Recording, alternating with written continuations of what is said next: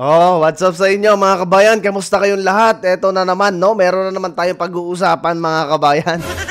Etong si Romualdez talagang matibay ang kapit, no, sa Congress. Abay, sino ba naman mga kabayan na maglalaglag dyan? Eh kung lahat sila'y nakikinabang, diba? At ito si George Garcia mga kabayan, mukhang pagtutulungan na ni Atty. Topacio at saka ni Atty. Respicio. Nako, tapos ka ngayon dyan, Garcia. Mukhang may kalalagyan ka. But anyway, mga kabayan, bago tayo magpatuloy dyan, maraming salamat muna sa mga bagong subscribers natin. Sa mga hindi pa, ayan, mag-subscribe na kayo nang sa gano'y maging updated kayo sa mga videong ina-upload natin. O ito, mga kabayan, ang sabi dito sa Abante, no? Ang sabi dyan, suporta sa speakership bid ni Romualdez. Dumami pa, sabi ni Suarez, mga kabayan. Siyempre, ito si Suarez, malaki din mga kabayan ng pakinabang, no? Pakinabang dyan kay Romualdez. Speaker Romualdez has earned the trust of current and incoming members of the House through principled. Marami kasi mga kabayan dyan na ilang congressman pa rin, no? Na kumbaga na-re-elect. At yung iba naman mga kabayan, talagang kakampi pa rin, no? Ni Romualdez dyan sa Congress. True principled, result-oriented leadership. What we are witnessing is no longer just support from traditional allies. Kalukuhan mo, Suarez. It's a political groundswell cutting across the entire spectrum. Sila lang mga kabayan, alam niyo ito, mga representative na to. Hindi ko naman nila lahat mga kabayan. Hindi naman talaga to representative mga kabayan ng mga probinsya nila ng mga Pilipinong probinsyano, no? Or yung mga nasasakupan nila sa kanilang distrito. Kasi karamihan mga kabayan sa mga Pilipino, kitang-kita, no? Ang nangyayari dyan sa Congress, kitang-kita kung paano nagkaroon ng korupsyon, kitang-kita kung gaano sila mag-overtripping sa power, mga kabayan. Tapos sasabihin nito yung mga supporter daw ni Romualdez, talagang kumbaga malakas pa rin, no? O kumbaga talagang todo support pa rin sila dito kay House Speaker. Paano hindi mga kabayan? Ikaw na ang mayroong ayuda ng ayuda. Ikaw na ang mayroong pinakikinabangan dito sa administrasyon ni dito sa pamumuno ni Romualdez. Hindi mo iluluklok ulit yan dyan. Pero kung si Pulong mga kabayan ay tatakbo, no, sa pagka-speaker, House Speaker, baka sakaling manalo mga kabayan. Pero tingin ko dyan kasi, siyempre nagkakampi-kampihan niya mga yan mga kabayan dahil siyempre may mga anomalyang nangyari diyan. At marami naman na nagsiwalat, hindi lang naman tayo mga kabayan na nagsasabi. Pati si Mayor Magalong, yung ibang mga congressman. Kaya nga ayaw nilang paupuin mga kabayan ang Duterte Youth Party List Kasi isa din yan mga kabayan sa hindi sang-ayon sa nangyayari ngayon sa liderato ng nito ni Romualdez. Kasi nga, di ba, kaliwat kanan ng ayuda mga kabayan. So syempre, sa kanila, pabor to. Di ba? Lalo na yung ibang mga congressman na nakinabang. Di ba? Ay, dami-dami sila kasi dyan mga kabayan pagka natanggal yan si Romualdez. Malalaman ng magiging House Representative kung halimbawa hindi ka parehas, no, ng style ni Romualdez ang pamumuno. Mahihirapan sila ngayon, 'di ba? Mabubunyag ang kanilang mga kabudulan na nangyari sa Congress. Ito mga kabayan, pakinggan muna natin ito si Romualdez at nagpapabango todo Disruption threaten the very fabric of our societies. The need for vigilance and unity among democracies has never been greater. The threats we face today are multidimensional, ranging from illicit cross-border networks and hybrid warfare to the weaponization of artificial intelligence and cryptocurrencies. Di ba? Inaano nito mga kabayan yung AI na yan kasi napakarami kasing mga naggawa ng mga AI mga kabayan dito kay Romualdez. Nakita niyo yung sobrang bonjing na kumakain ng pera. Diba? Nagkalat kasi yun doon kaya pag-iinitan nito ang AI. These threats test the agility of our institutions, the resilience of our economies, and the wisdom of policy making. The 45th General Assembly of the ASEAN Interparliamentary Assembly held last October in Vientiane, our Philippine delegation spearheaded a resolution calling for a greater collaboration among ASEAN member states in mainstreaming artificial intelligence Ganap na ganap dito mga kabayan si Romualdez, no? Ganap na ganap talaga. Parang parang tipong siya yung presidente, mga kabayan. Kita ninyo, oh. Diba? Ganyan mga nagsalita, mga kabayan, ang mga tipong mataas ang pangarap sa buhay na maging presidente. Kita ninyo, oh. Yung datingan nito, mga kabayan, tinalo pa si Bungit. Tinalo pa si Bungit, mga kabayan. Kita mo yan, oh. With the ASEAN Digital Master Plan.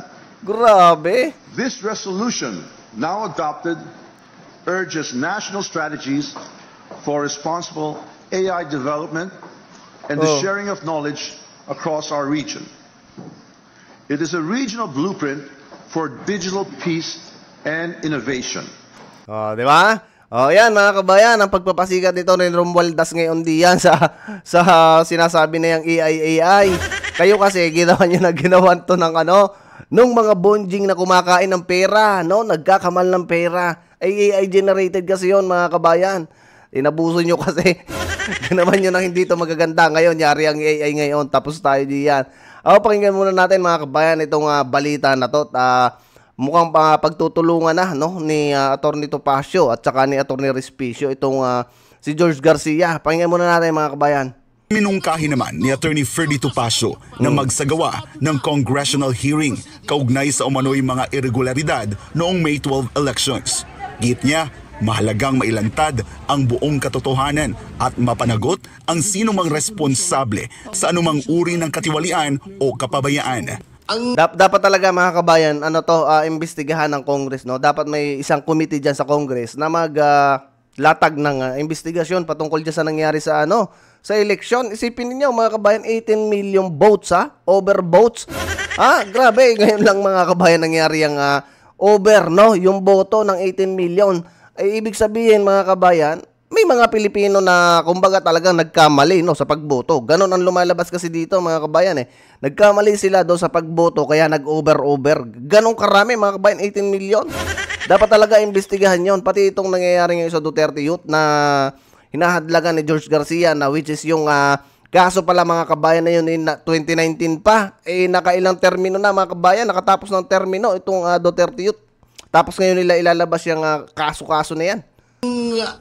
Aking suggestion, yun nga, yung katulad na sinabi ko, Committee on Suffrage, mag-hold tayo ng legislative hearings, mag-invite ng resource persons. Invite nyo si Chairman Garcia, di naman siya pwedeng tumanggi kahit Independent Constitutional Commission. Bakit pala, mga kabayan, hindi nag-file ng ng courtesy resignation, no?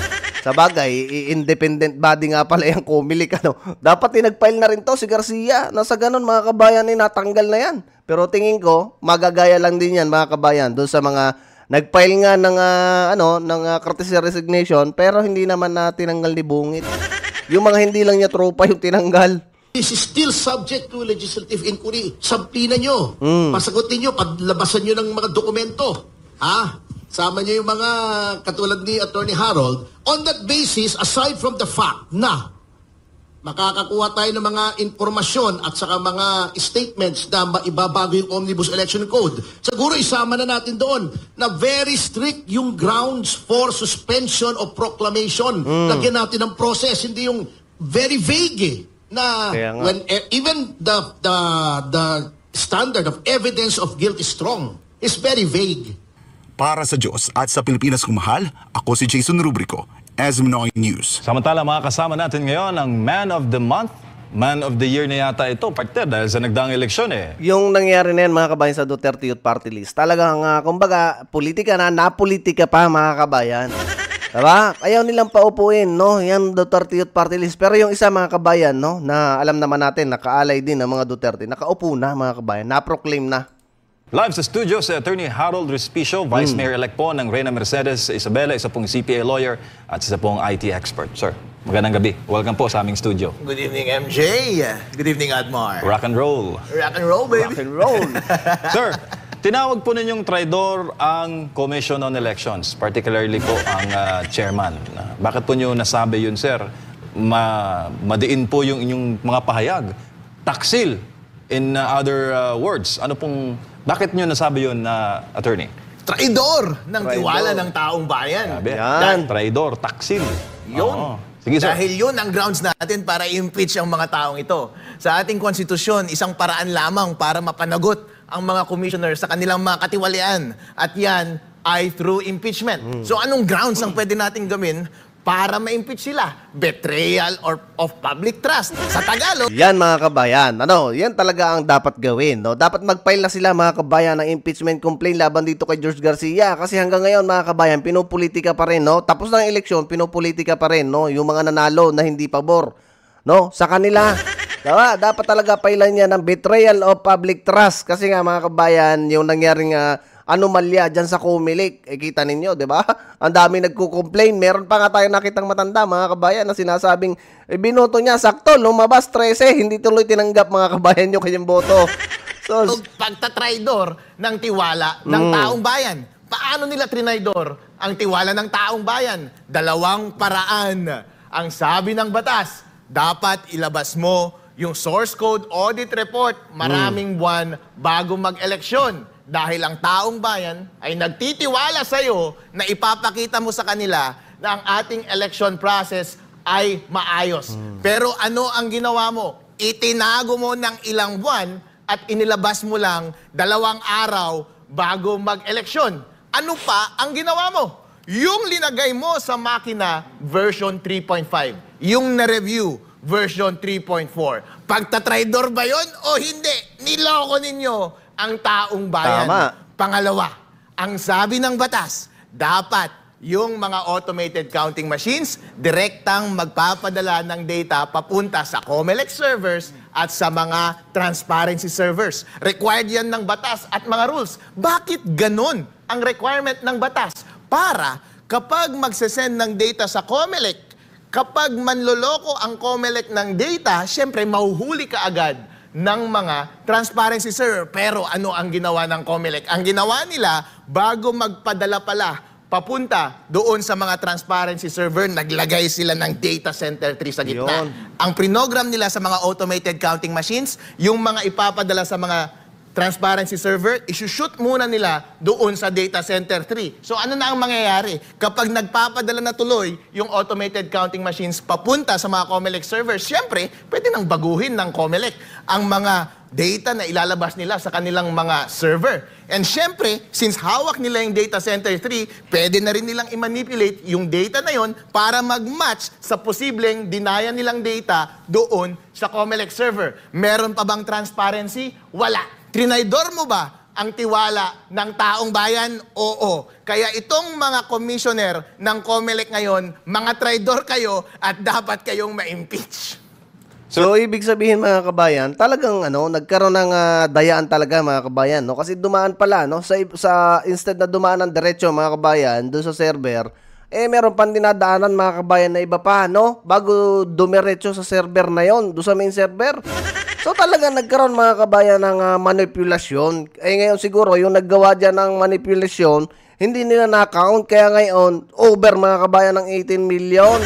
Ganon na nangyari mga kabayan. Kaya talagang dapat, no? Dapat talaga mga kabayan ito si George Garcia ay ma-impeach na or di kaya magsagawa muna ang Congress ng investigasyon na sa ganon malaman natin mga kabayan kung ano baga talaga ang totoong nangyari diyan. Alam niyo naman to si George Garcia. Di ba trupa-trupa yan mga kabayan ng mga nandiyan sa Malacanang. Lalo na ni Lisa. Ngayon si Lisa hindi natin nakikita mga kabayan. Ano kaya nangyari kay Lisa? Yung issue po ng overvotes, ang dami. Anong masasabi mo doon, sir? Million din po ang overvotes.